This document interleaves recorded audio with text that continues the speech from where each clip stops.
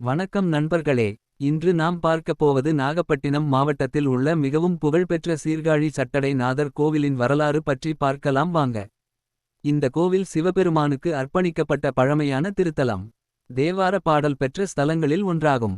நாயன்மார்கள் பாடிய பெருமை பெற்ற இடம். சட்டச் சிக்கல்கள், பில்லி சூனியம், எதிரிகள் தொல்லை நீங்க இங்கு நடைபெறும் சுக்கிரவார பூஜையில் பங்கேற்று வழிபட்டு பயன்பெறலாம்.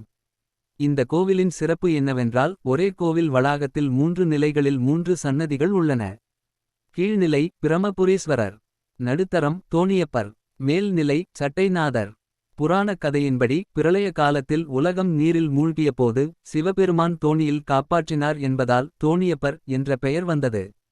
இதே தலத்தில் தான் குழந்தை திருஞானசம்பந்தருக்கு அம்மன் பால் அருளி ஞானம் அளித்தார் என்று நம்பப்படுகிறது. அதனால் இந்த தலம் மிகவும் புனிதமானதாக கருதப்படுகிறது. சோழர் கால கட்டிடக்கலை அமைப்பில் இந்த கோவில் கட்டப்பட்டுள்ளது. கோபுரம் மற்றும் சிற்பங்கள் மிகவும் அழகாக இருக்கின்றன. நீங்கள் சீர்காழி வரும்போது இந்த சட்டைநாதர் கோவிலை கண்டிப்பாக தரிசிக்க மறக்காதீர்கள். இப்படிப்பட்ட கோவில் வரலாறு வீடியோக்கள் வேண்டுமெனில் லைக், ஷேர், சப்ஸ்கிரைப் செய்யுங்கள்.